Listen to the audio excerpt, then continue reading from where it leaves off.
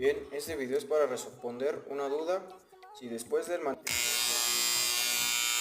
máquina hace un ruido así, tiene este botón de aquí. Vamos a ajustarlo a que la cuchilla quede más alineada de este lado, ¿va? Entonces le damos aquí y le damos una vuelta y encendemos, ¿va? Y así hasta que listo.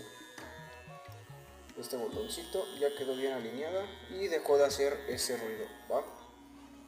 Esa es una de las soluciones cuando tu máquina haga ese ruido. ¿Por qué? Porque este botón es nivelador de la potencia. Obviamente si lo tienes muy abierto va a dar mucha potencia, entonces eso pues